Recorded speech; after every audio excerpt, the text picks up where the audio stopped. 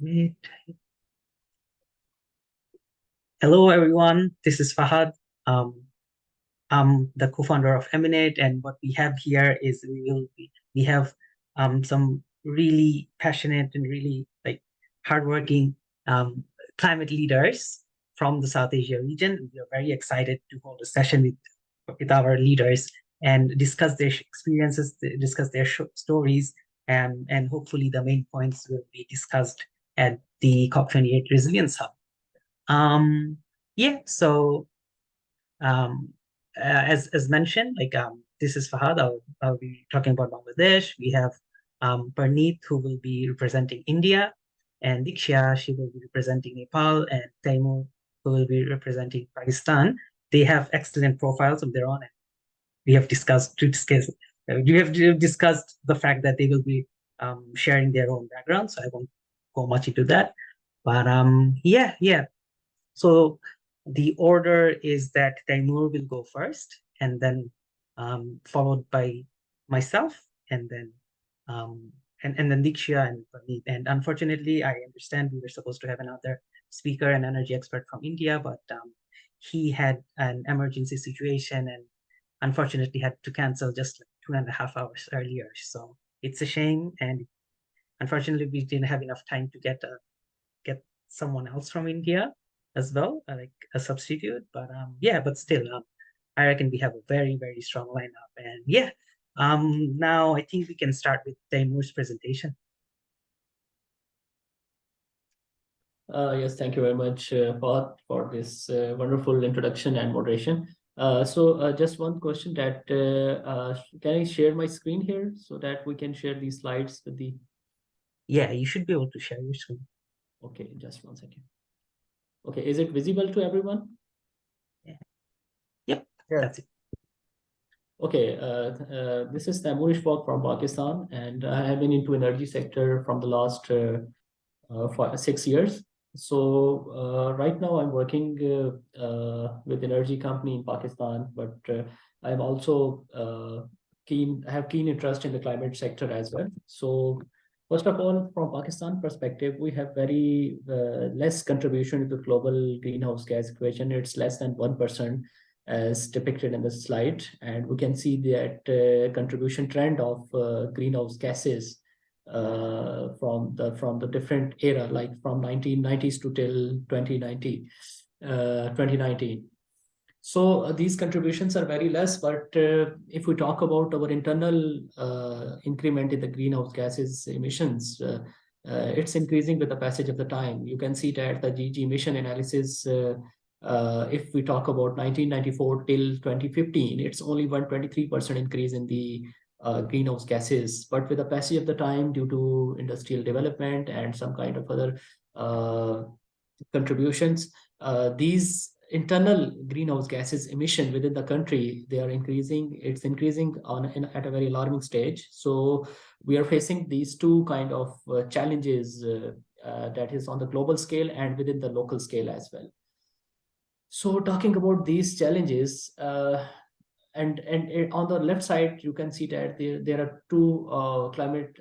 This is a kind of simple definition of the climate change that I introduced this climate change in terms of the four major indicators. Like first one is the GG emissions, second one is the T2 high rise of temperature, rise of sea levels, ocean heat, and ocean acidifications. And right now we have more than 149% CO2 concentration above the pre-industrial age, which is very alarming. And we can witness this kind of catastrophe at a very large scale, not only within our own country, but in terms of the other countries of South Asia as well. So what is the current status of Pakistan? Right now, Pakistan has severe kind of energy shortages, and we are facing this energy crisis from the last many years.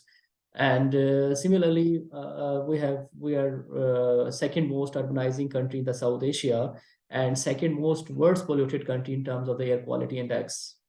And when I was talking about these internal GG emissions,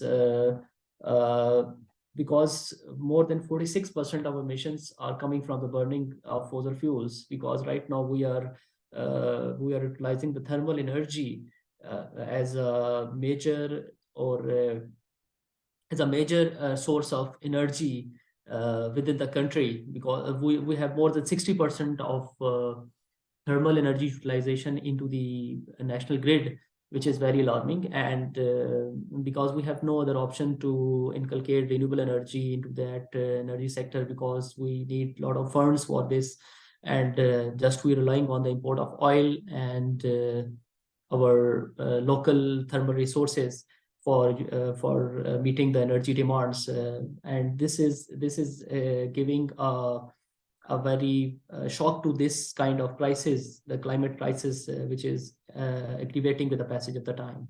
So, for example, we can on the left-hand side, you can see that kind of natural gas, which is considered as less hazardous as compared to the oil. So we have contribution into that energy sector, but unfortunately we were not able to introduce renewable energy scale or clean energy projects at a massive level, where we can have more energy from the renewable energy or the clean energy resources. So all these challenges, all these resources are fueling basically this climate crisis in Pakistan.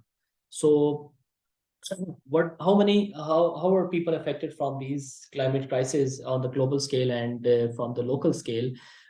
We have super floods in 2010 and in 2022, and there are around more than 5,000 of climate disastrous events within Pakistan from the last 12 years. Right now, millions of Pakistanis are impacted by these destructive floods and landslides after the monsoons, and we can see that there are right now 33 million people are impacted. There were kind of mass intra migration within the country, and these floods basically hit the more than 90 districts, and estimated around 8 million people were displaced within the Pakistan, which is very alarming. So with these rising we can see that we also have some kind of national disaster management authority, which are right now not only just calculating the affected people, but they are also trying to contribute their contributions in terms of the relief and disaster management. So they have the recent estimates of the 2022 floods, which says that more than 1,700 people have lost their lives, unfortunately, and there are more than 13,000 people who are injured. And this is affecting our agriculture infrastructure, because more than 80%, more than 40% of the population is directly associated with these food security business, and this is very unfortunate state situation right now because of these global climate crisis within the Pakistan. So on the next slides, I have a very brief statistics of land situation, in which we have compared the values between 2010 to 2022, because there is exponential rise in the population, and which we are unfortunately able to control. So right now, if we talk about in terms of the damage that has been caused to this country by this global climate crisis, it's around $9.7 billion in 2010, and it's right now it's more than $10 billion when we talk about 2022, the recent floods that happened in most regions of Pakistan. And the most affected region of Pakistan is Sindh, because the Indus River system that is basically that is situated there, and it flows from there, and it has more connectivity as compared to the other parts of the region. So the people of Sindh, especially in Pakistan, they are highly affected by this climate crisis. So right now, in my opinion, we because its more responsibility is towards the on the global community, because of the higher greenhouse gases contribution as compared to Pakistan.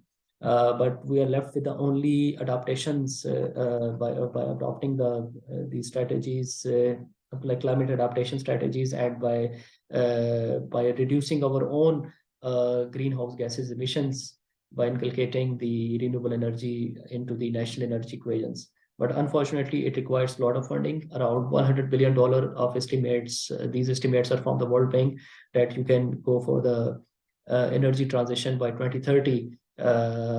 Because we have also promised COP26 that we will be able to produce around 60% of the renewable energy uh, into uh, into into the national grid by 2030. But unfortunately, it requires a lot of funding, a lot of revenue, and willpower to adapt these new energy transition mechanism. But right now, from that climate crisis, we have only plan of climate adaptation and adapting ourselves with the passage of time. So that's all from my side. This is the situation of clan situation from Pakistan. So I hand it over to Fahad. You can please proceed. Thank you. Hey, thanks a lot, Taimur, for that great session. And it's very good to learn about how Pakistan is progressing, especially now in terms of, after the flood that you said displaced 8 million people. That's literally hard to imagine, isn't it?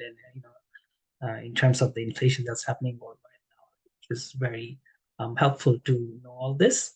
And yeah, thanks for your session. Yeah, moving on.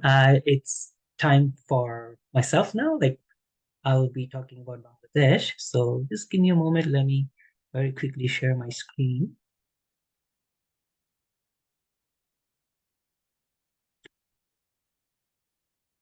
Yeah. Do you guys see it? Yes, we can see it. It's visible right now. Thanks, Emma. All right, cool. Hey, everyone. Welcome to our webinar again. Uh, uh, so obviously we're having a discussion with you from South Asia, and I'll be talking about the Bangladeshi perspective and some of my experiences have entailed. A quick introduction about myself. I am a renewable energy engineer. I'm actually based in Australia at the moment. I was actually born and raised in Bangladesh, and during COVID as well, I was in Bangladesh, where I worked as a consultant. And currently, I'm a renewable energy engineer at a company in Australia, and I'm also an external freelance consultant for a Swiss firm, again, working with energy. And have got like 7 years professional experience, and I've been lucky to work with projects for World Bank, UTP, JICA, KIET, all of these development partners, as well as Australian federal agencies as well. I'm currently a climate ambassador for the Max Service Atkins. So it's an international program by Global Youth Climate Network. And I'm an Al Shark Fellow. And I've also been a global talent for Unleash 2022, where we went to India, actually, where we had like a very cool innovation session. My background is like I did my master's from UNSW, University of New South Wales. The master's was in renewable energy, and I have a bachelor's in electronics engineering from Macquarie University. Cool. So, all right, now that that's out of the way, I'd like to introduce you guys to Antora. So, Antora, she is based in Netrokona, Bangladesh, which is a very rural, remote area there. She's only 6 years old, and she attends the local school there. Right? Unfortunately, that little school or preschool, you can say, it has got no electricity at the moment. And with the recent increase in floods and cyclones, um, it just it's been stopping the school from running smoothly. And also because of all these disasters, it has hit her parents financially as well. And not just that, it the climate-related disasters, they have been damaging the infrastructure of the school as well. So because of this, this is causing like a huge like gap, huge break in the education at such an important age for Andhra. So amongst all these issues, should she just give up and join her parents in farming, give up on education, give up for the long term just to make ends meet in the short term? Um, that brings us to like a little project that I did. So what I did was like I um, crowdfunded and we raised some money, and then we put solar and a computer in a couple of like schools in Netrokona, including in Andhra school. So, and the thing with this project is that we saw the instant benefits, how just putting in solar, um, just instantly like provides the benefits to the students, right? So what do I mean by that? First of all, the solar took like 1.5 days to install. But in that 1.5 days, like when we first went to the school, the children were like studying in the heat and the conditions were really bad. And again, in that heat, the humidity, I don't understand how they even concentrate, right?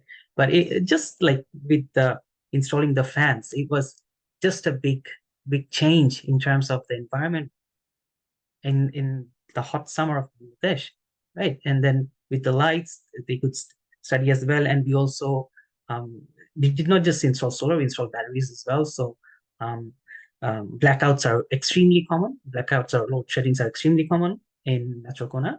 So even when there is no electricity, um, yeah, the school had electricity. And yeah, so from like so what are the benefits of the instant electricity? Of obviously, it improves the quality of education as discussed, and we provide the computer as well. So we are training the youth for the future actually.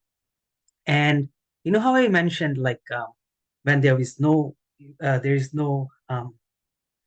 like when there was no electricity in the area, we had electricity in the school, right? And not just that, like there was a flood last year in Bangladesh as well, right? And then the whole area lost electricity, and our school was used as a flood shelter because the lights and the fans were running, right? So again, that was unexpected, but very fulfilling as well. And obviously, with solar, we contribute to climate change mitigation, and as we know, it contributes to UN SDG 7, which is affordable clean energy, and also SDG 4, which is quality education. So this brings us to climate change in Bangladesh. Um, yeah, um, we might already know this, but Bangladesh is a very rivering country, and it's one of the most vulnerable countries to climate change. And we have been seeing the effects of climate change for decades now, right? And we regularly have like small to medium scale floods. There have been like numerous cyclones, flash floods, landslides. It's extremely common, unfortunately. And the contrast for that is also there are also like lots of heat waves and droughts in, let's say, the north. The northern region is very prone to droughts. And because of that, the increase and the rising temperature as well, it has led to increase of vector-borne and waterborne diseases.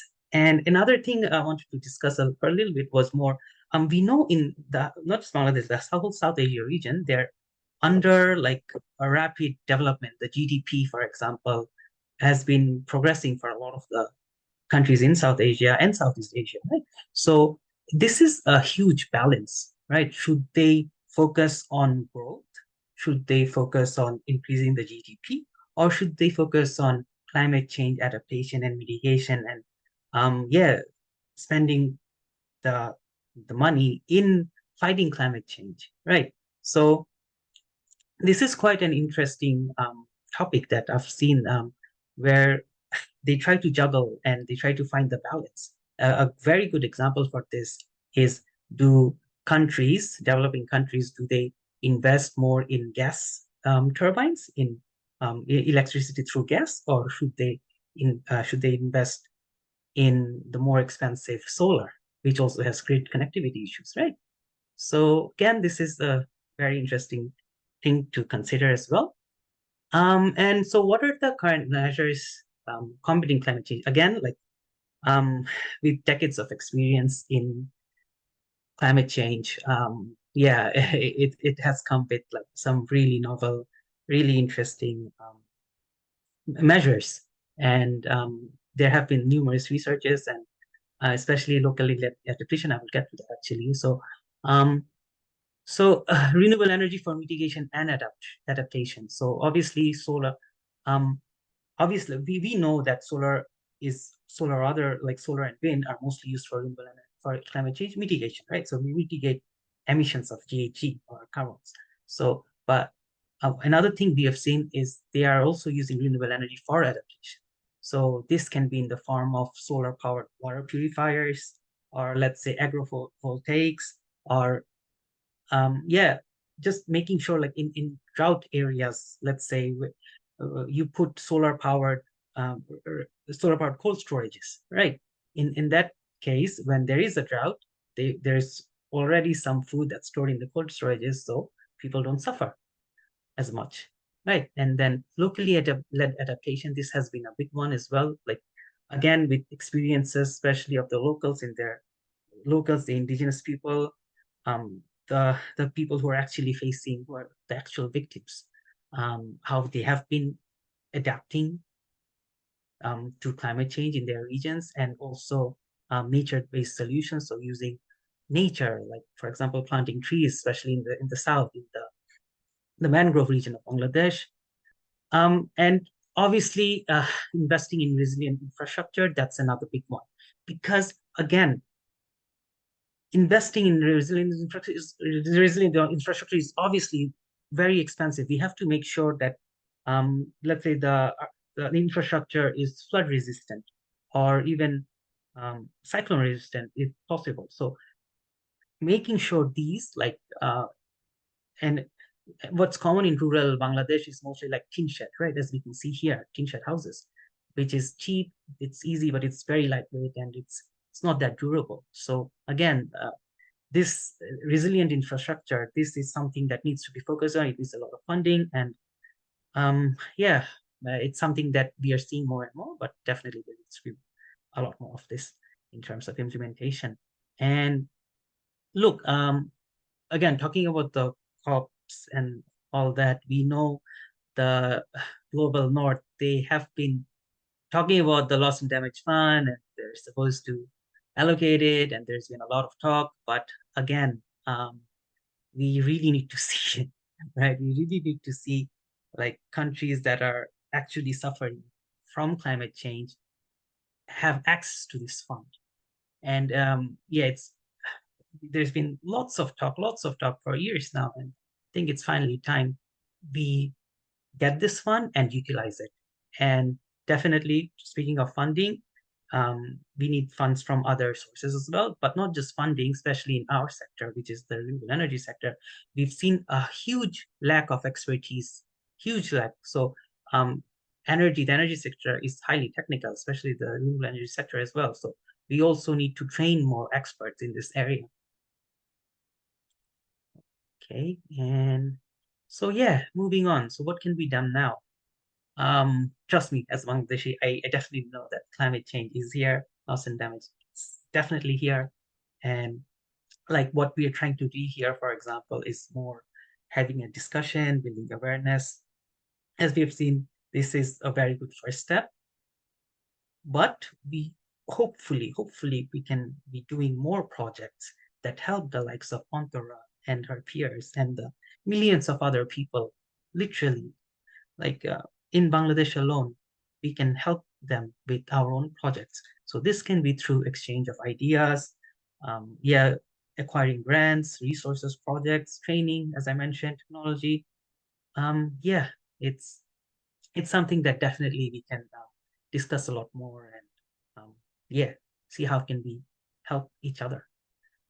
So how can we get involved? Like this is more some slides that a slide that some points that I had for the youth, especially if they want to get more involved as us. Like we have been very lucky. So again, through Eminate, the our organizer, like the organization that's in charge of this session. So we are actually planning actual climate action. We have been helping organizations in other countries like Tanzania and Papua New Guinea and some other developing countries as well. And we are planning more webinars, so please do join. And like more importantly, like again, the way I've got in context through this, I got to know our wonderful panel is through various ambassadorship programs. Like I've talked about Unleash, I've talked about the Max Atkins ambassadorship. So this is really like an excellent opportunity, especially for the youth, right? So again, I urge you guys to follow websites such as Youth Up, Opportunities for Youth, and many others. And there are like numerous organizations that have fellowships and ambassadorship programs, and there are programs where they will fly you to specific countries, give you training, and then you'll have to do specific, and they will push you actually to do climate action. So that's like they push you to take the first step, and then it's easier to take the steps after that, right? And if you guys are planning to apply, like just a very quick advice would be, first showcase your own passion for climate action. So for me, it was first of all doing that project in Netrokona, like with the solar, right? And then after that, if you apply for the global fellowships, it's easier to get them. So yeah, that's it from my side. Hope that was helpful. And yeah, we'll be taking questions in the end as well. All right, moving on. Diksha, are you here?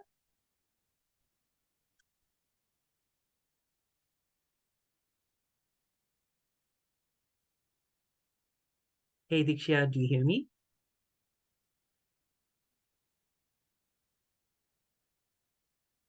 Yes, yes, I can Hello. hear you. Yes, I yeah. can go after this next. Yes, please. It's your turn now. No, after Parneet. Is it okay? Oh, you want to go after Parneet? You're not ready Yeah, yet? last speaker, yeah. Okay. Okay, yes, that's all. Thanks very much. Shall I go on? Yes, please. Thanks. Okay. Just gonna share my screen. Let me know if you can see it. Is it visible? Yes, we see it. Okay.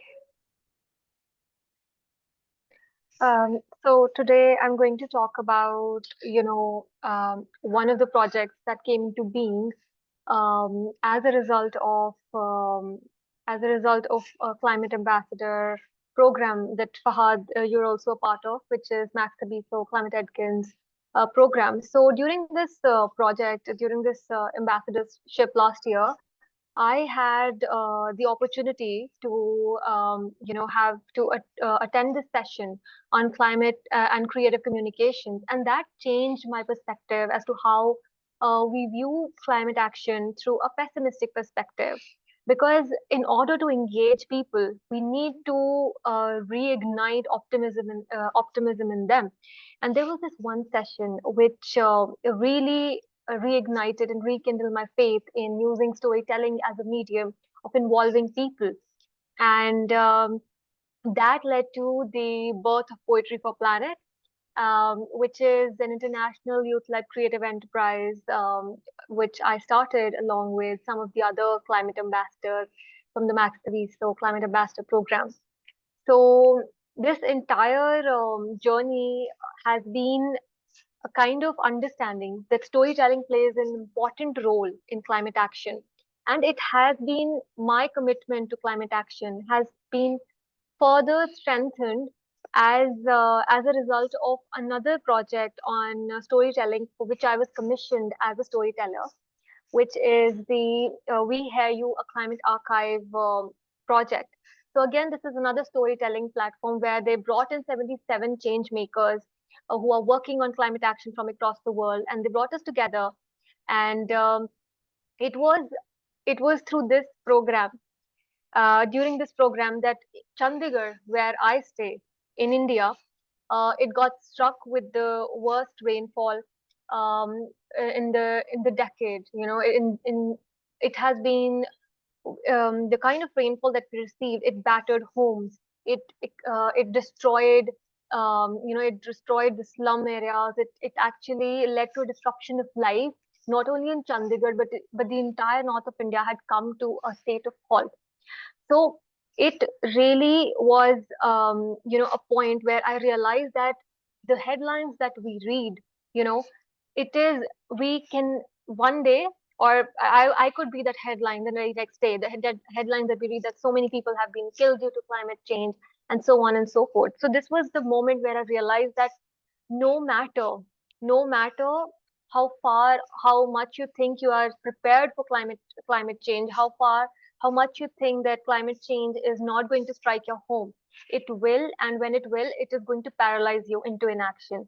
So during this time, I was working on this project, and I was asked to write a poem, and I was asked to share a story about my climate action journey and who has inspired me. And it definitely has to be my mom, who inspired me. So I wrote this while I was going through it, and I also shared my experience, and it added to this entire thing, to this entire experience, that how when you are actually going through a climate crisis, things take you really realize what reality truly is when climate change hits your home. So this was a very awakening, like a rude awakening, that the things that we are working for, they're going to, they are, this is the real life for us and for so many people out there.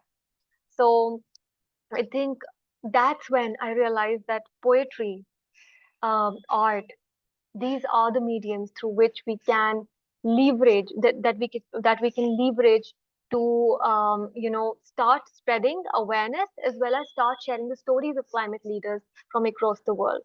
As I myself shared one of the stories, and if there's enough time, I would be happy to share the poem that was featured on this wonderful platform. So coming back to Poetry for Planet and how it ties with the climate optimism and storytelling, which is very much required for all the climate activists out there. So Poetry for Planet, as I mentioned, it is an international youth-led creative enterprise that aims to acknowledge and celebrate the unsung climate champions from across the world by documenting their struggles in the form of poetry and prose. And the reason why I particularly want to focus on the unsung climate champions is harking back to a conversation I had with a friend of mine who went to COP26. She narrated a very wonderful, this insightful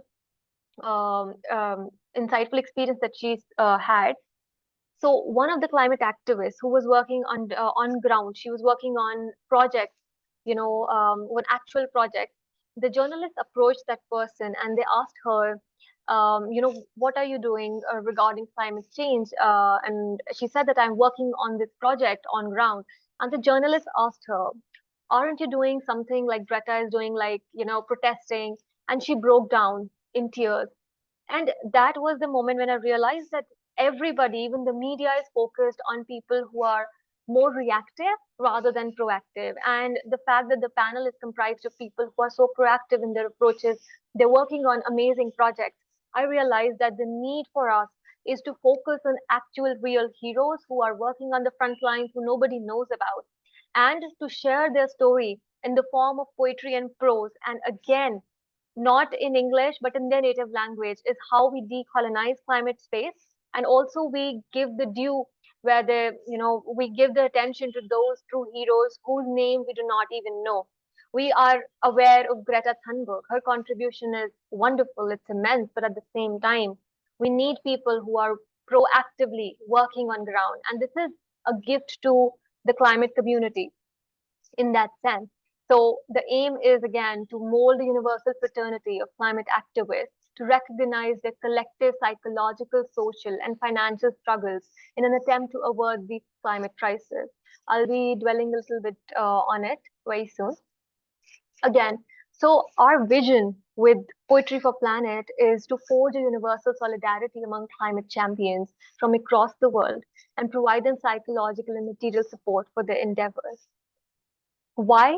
Why do we want to achieve these things? So, um, like I said, that climate leaders, they exemplify bravery at its finest, and the kind of perseverance, resilience, and bravery they exhibit, it's unparalleled.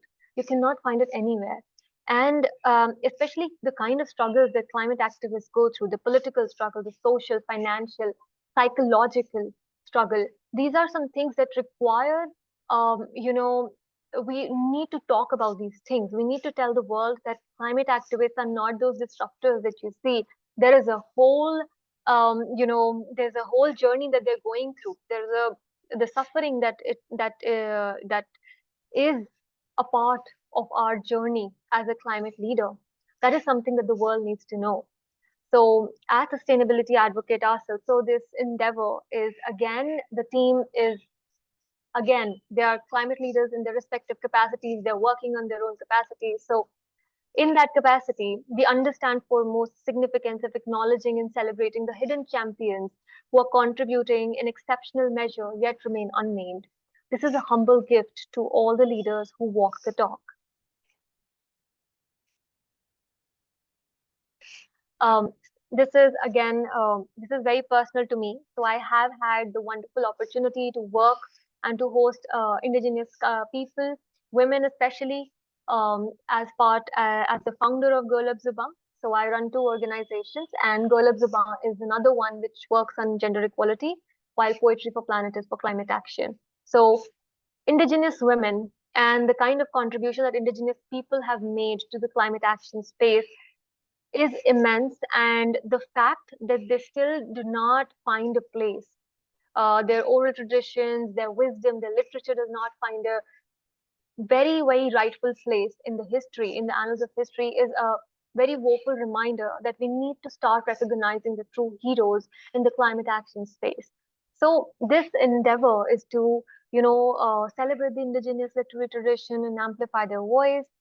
So this is again, after my interactions with the indigenous community, the women, I've realized that they have a treasure trove of wisdom. And if we were to live the way the indigenous people live, we would have been able to, we wouldn't have come this far, because the way they coexist with nature, in harmony with nature, it's truly remarkable, and we really need to seek inspiration from such people.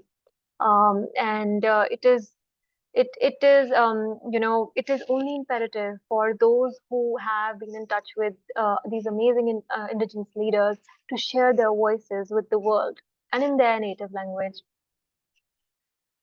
Mental health. This is something that is not really talked about, but in the climate action community, mental health is something that is only recently gaining a little bit of attention.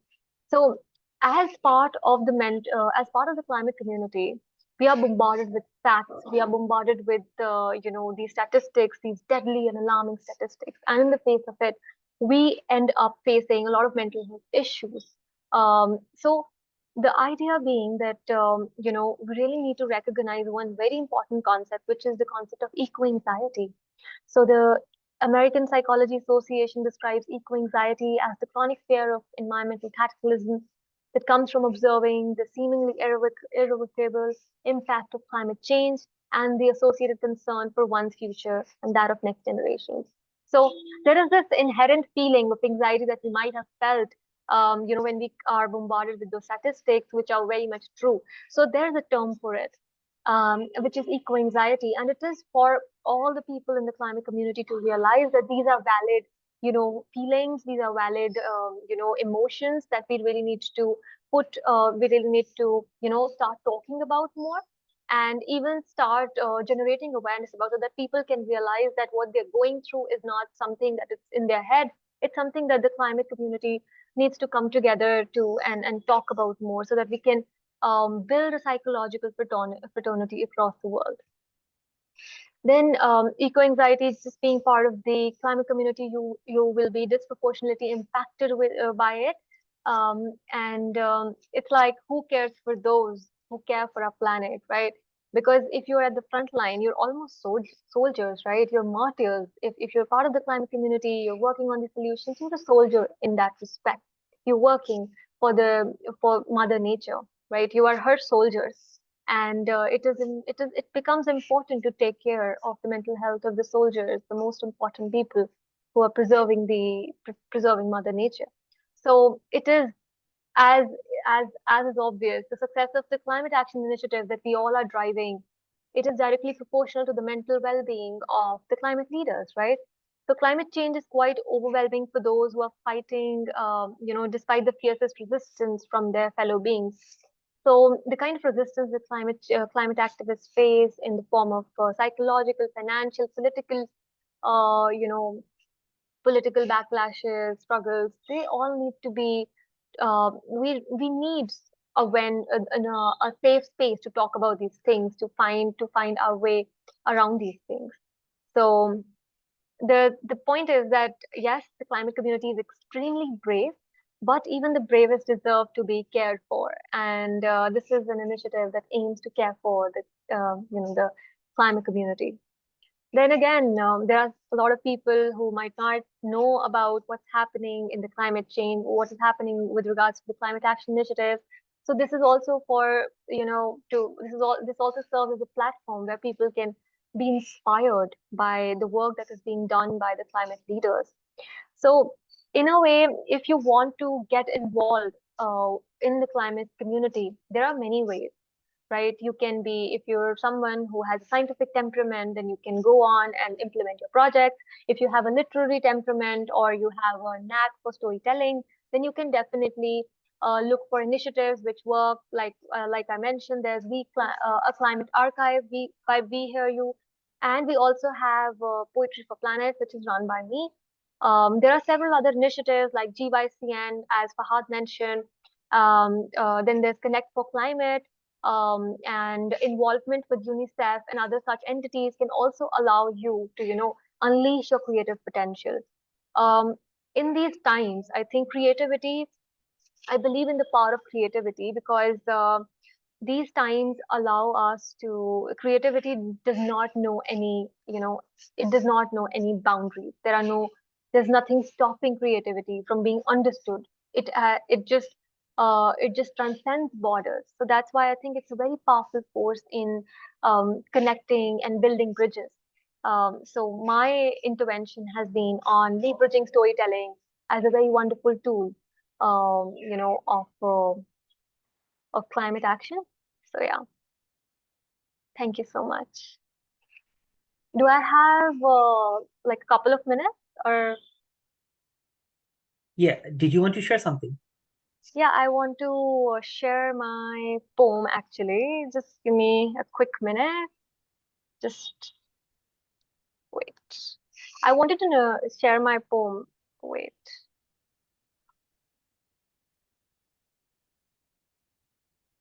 Just opening. Sorry to keep you waiting.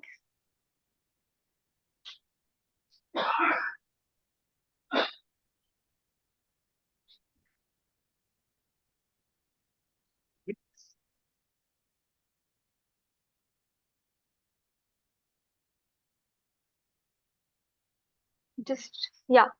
So here it goes. This is the poem that I shared as part of this project, and it goes. It's called A Leaf's Rebellion. So I've written it from the perspective of a leaf. As a leaf, donned in monsoon's crocheted pearl sweater, I dangle from a scrawny twig, which too is holding on to dear life, as if I am on the edge of life and death, emulating the rhythm of earth.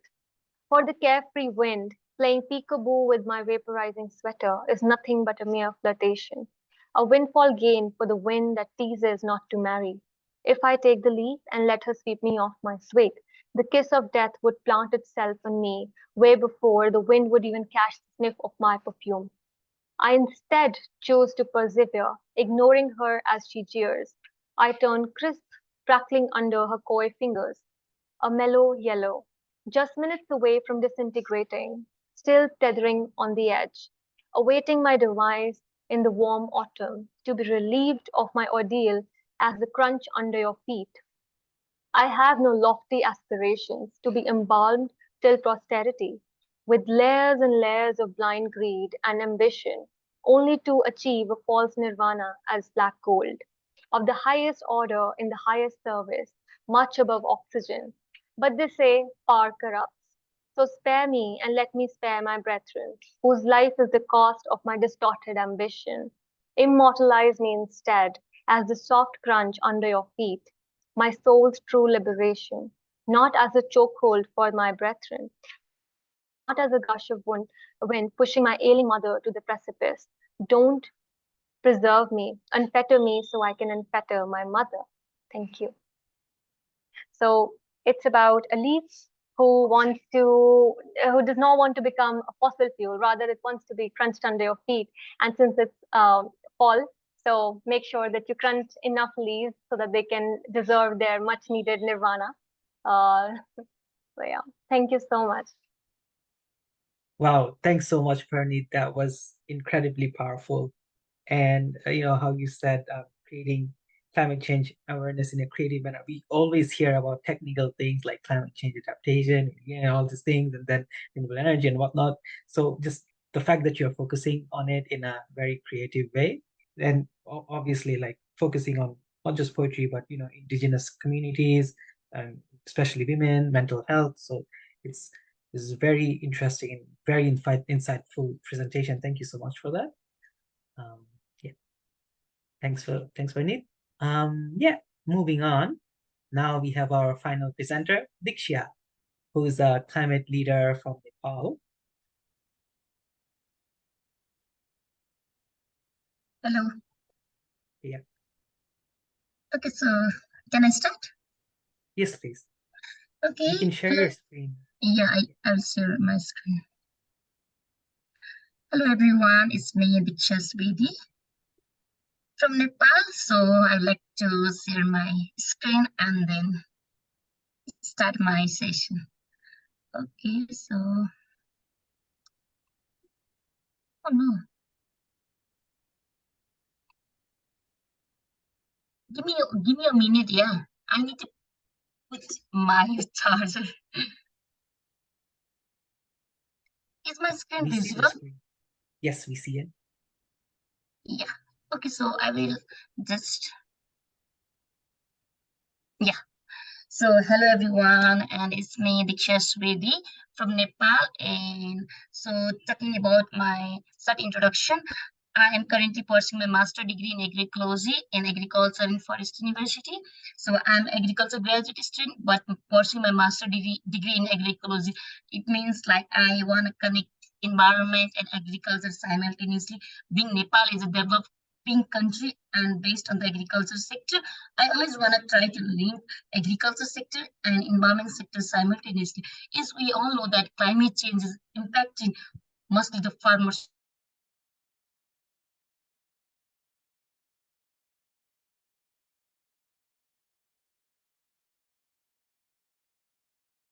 Oh no, did we lose Dikshya? I think we did, didn't we?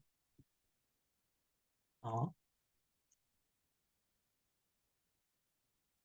Yeah, I'm afraid Dikshya's having technical difficulties. She just disconnected. Hopefully she'll reconnect in a few minutes. Yeah, in the meantime, I just saw a question on chat from Shah Zulfikar. Um, I'll just very quickly answer that as we wait for Diksha to hopefully reconnect.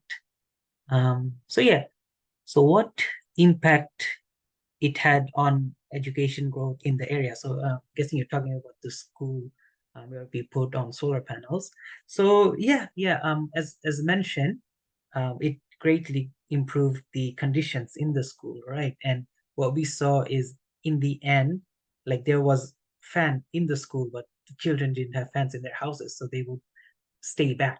Wouldn't want to go in. And yeah, the school was also used as a flood shelter, correct?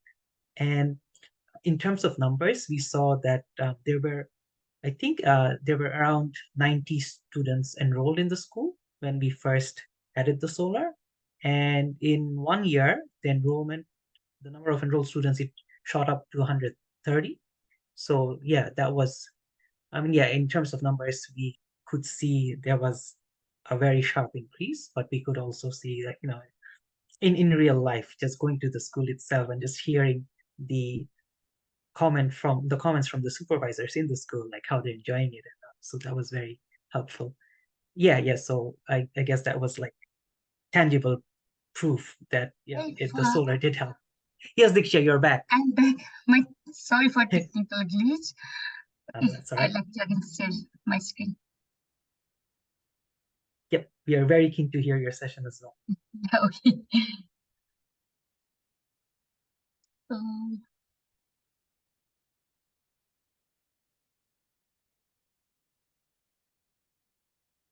Is my screen visible? Yes, it is. 1 minute. I have opened my slides.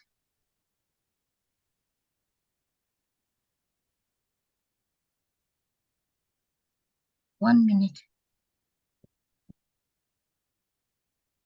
I don't know. 1 minute, okay? I will try to fix it. It's the tab on the right, isn't it?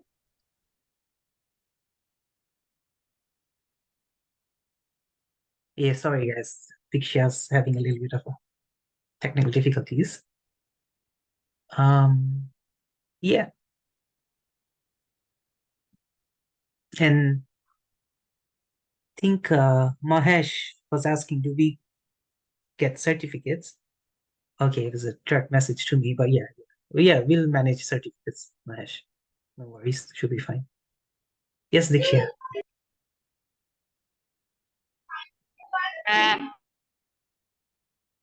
Yeah, now it is visible. Yes, we see it. Okay, so extremely sorry for having technical disturbance. I don't know why this happens.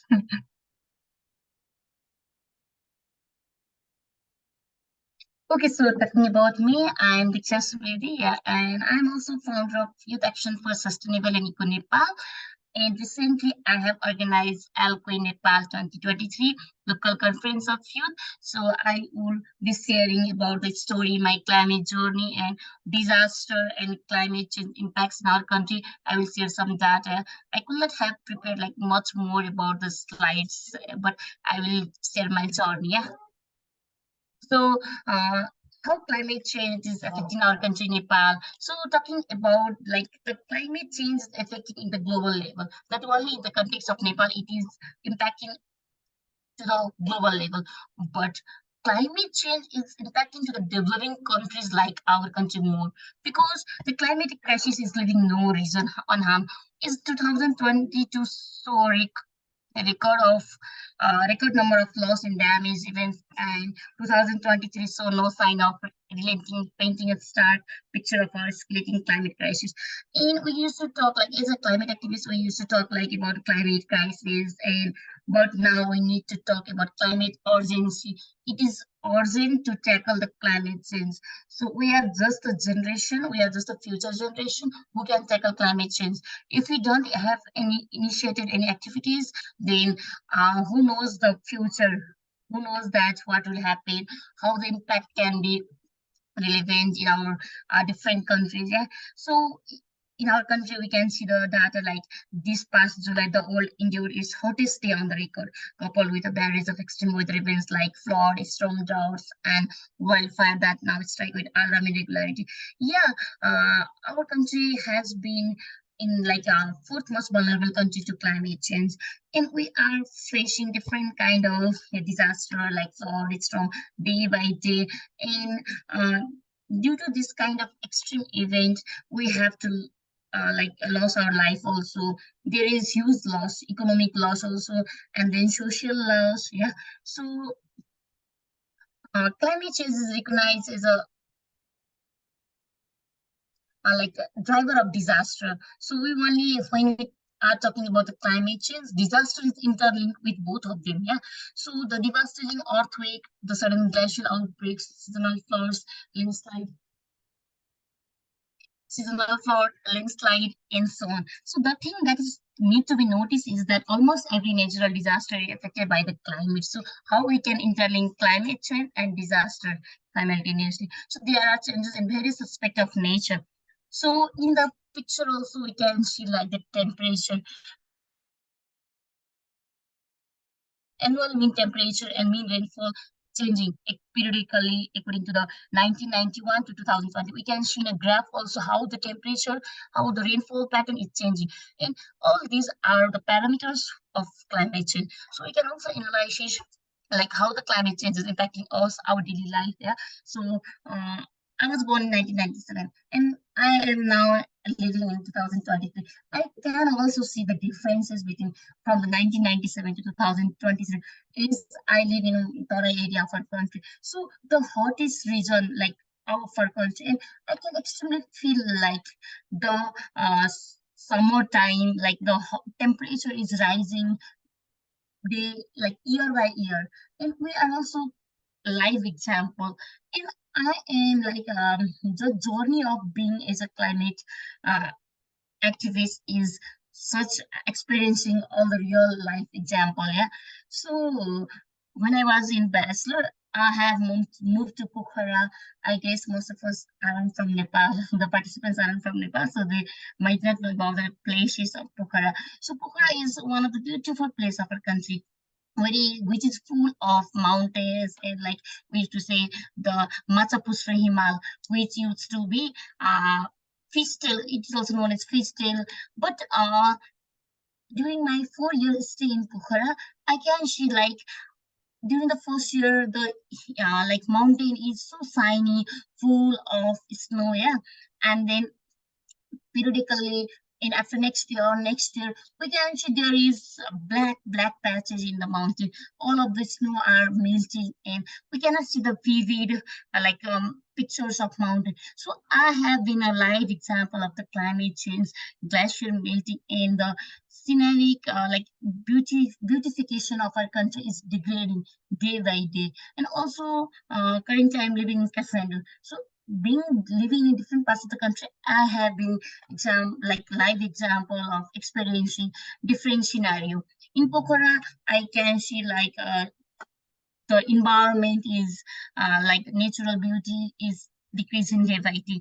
In Kathmandu, most of us know about Kathmandu air pollution. So the air pollution index is so much increasing in our country, and sometimes it is also ranking as a top most polluted city of the world. So here we can see like air pollution, water pollution, and then disaster. All of them are occurring day by day, year by year, in a devastating way, which is affecting us, not only me, not only Chile, not only women groups, all of us are affecting. So it's a time to work with us to tackle the climate change. And yes, I always believe in change can start from individuals, so we need to start from ourselves. And next slide. It isn't moving.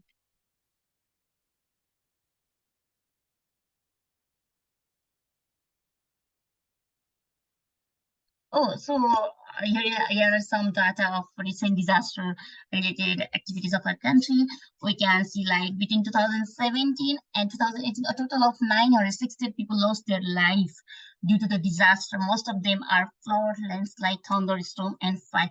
So this is so relevant data, and still in our country, much data are missing because our country government isn't much active in collecting such data. Yeah. So those data that we can find in different portal seems like 960 people have lost their life only due to disaster.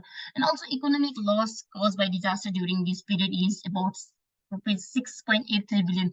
So it is huge amount, and this amount is affecting every lives of Nepalese people. So talking about like climate change, disaster, and how as an individual we can act upon this. So here is also data. I have just some data facts about our country disaster history.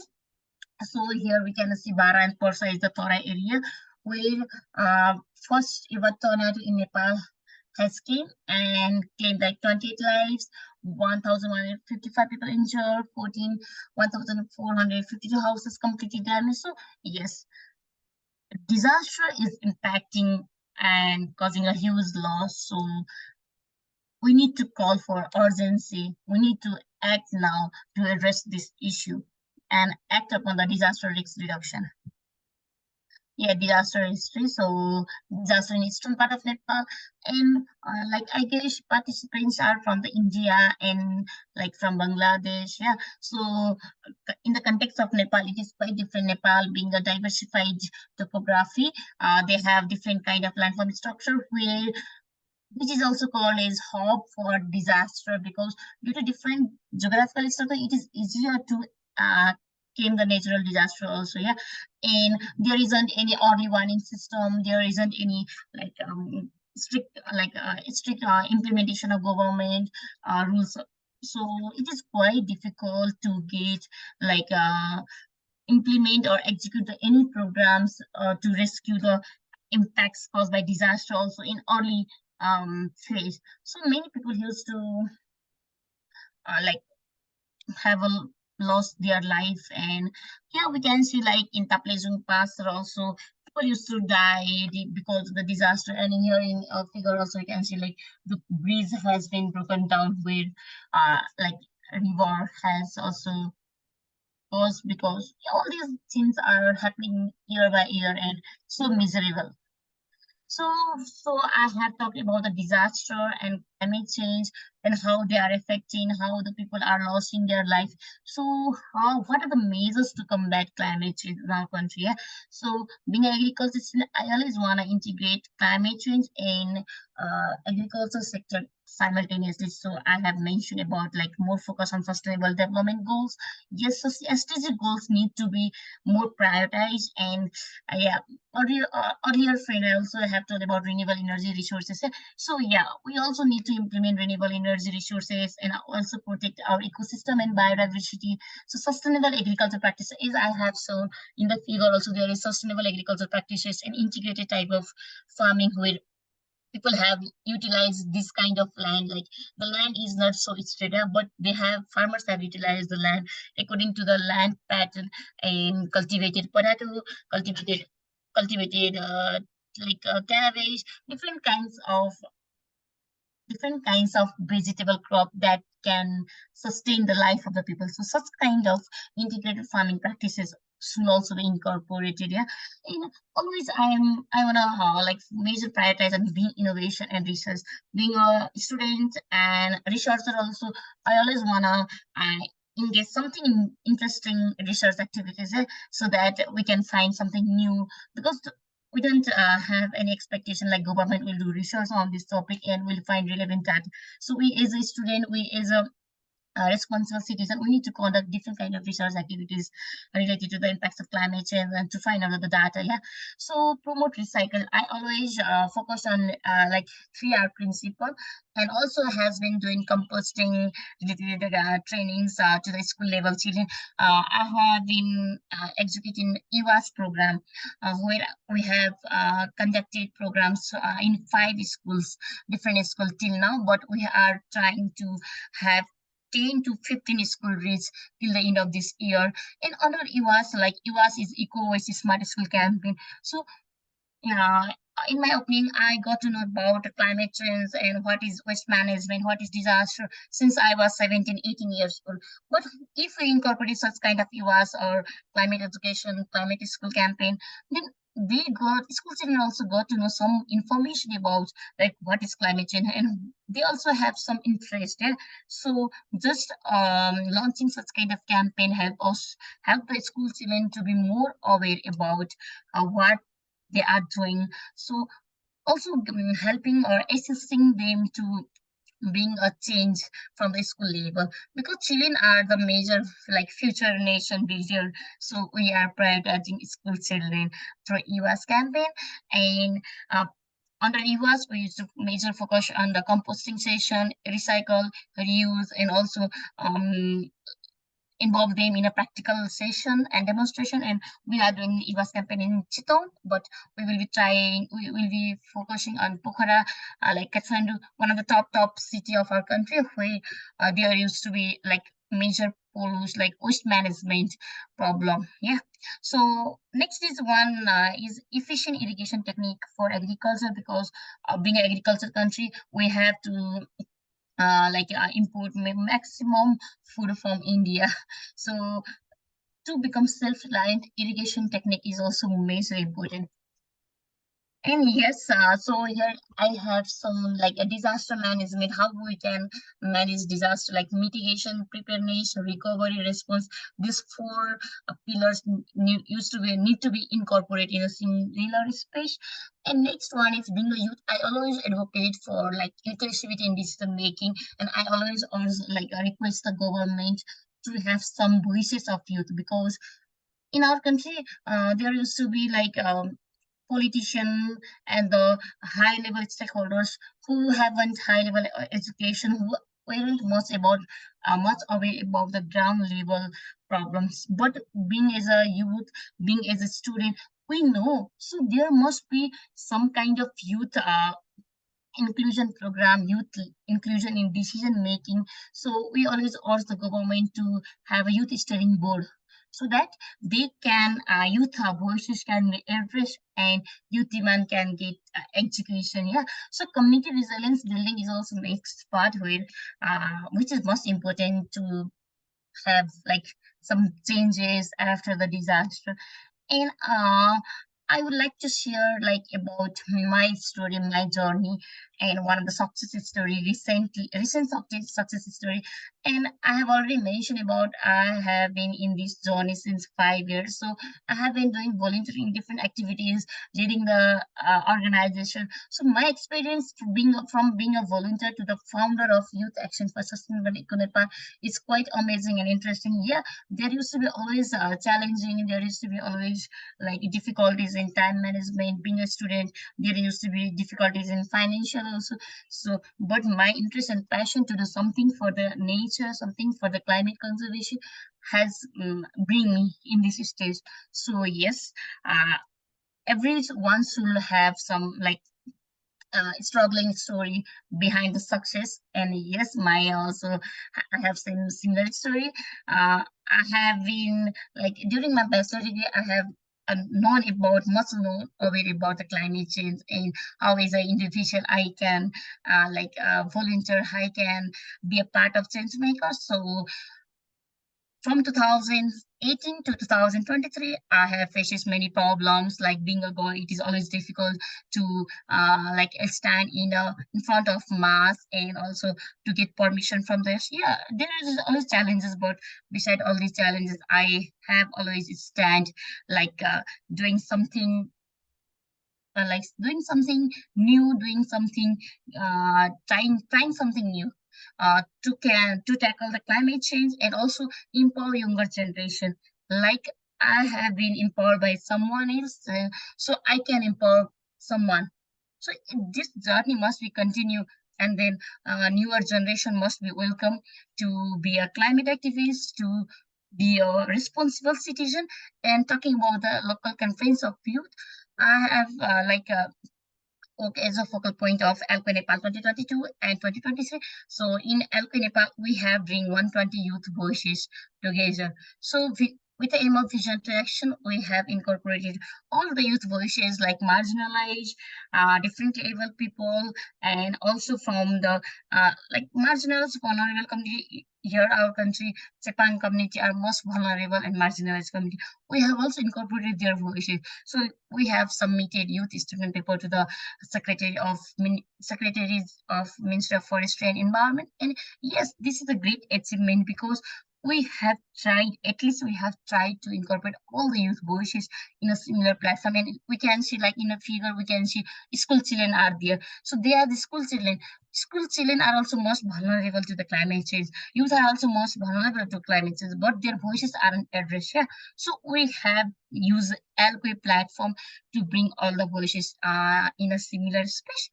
And yes, beside that, we have also done climate strikes for demanding renewable energy and to in fossil fuel. Recently, we have been part of different campaigns, different projects, which mainly focus to empower younger generation, which mainly focus for a cleaner and greener environment. And yes, I have been also following this journey, and I always welcome all the young enthusiastic one wanna follow this journey. And of course, after enrolling or after following this journey, you will find the inner peace because you have done something to make a cleaner and greener nation. So, and next one is my one journey like experiences. I always used to plant one tree in my birthday so that I can also be the part of when I used to be old, when I will be old. So the tree I have planted can provide the oxygen or can make a greener space to many of the places. Yeah, so I have also tried this initiative since 2 years, and yeah, I will continue till like how much time here I can. So I will also Yeah, request everyone. there is time's Time? almost up, so you can quickly conclude if you Okay, can. okay. Okay, I will to conclude. So just one more slide. So what can be done now is I have already said about inclusive participation, leaving no one behind, empowering children and youth, and also support giving to those who are affected by the climate change in the national and international conference, so that they can share a real story issue and we can work for a solution. And yes, this session is also more about providing opportunity to all the young enthusiastic one who can share the real stories and can get inspired by like many youth can get inspired. And that's all from my side. So if there will be any queries, then I will love to answer it. And thank you so much. Hey, thank you so much, Diksha. That was very beneficial, and definitely your point when he said climate crisis, it's leaving no region unharmed. That's so true. Any part of the world, the climate crisis is affecting them, and definitely was interesting to understand more about Nepal because, like you mentioned, Nepal has a different topology, and then the fact that the beautification of your beautiful country is degrading day by day due to climate change. Yeah, that was a very interesting insight as well. Yeah, I think that was all the speakers, and it seems like we have just run out of time. Like we were supposed to finish at my 12:15 a.m. and it seems like Diksha just finished at that time. If anyone has any question, we can perhaps take one quick question. Does anyone have any question?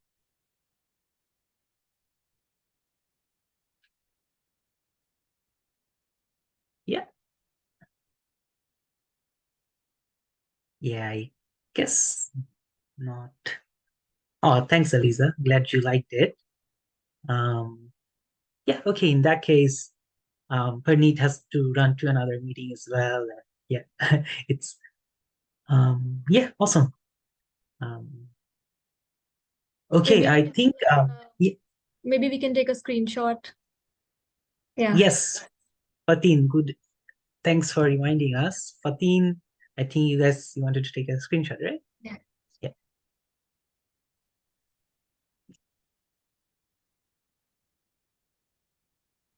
Yes, requesting everyone to switch on their cameras, please.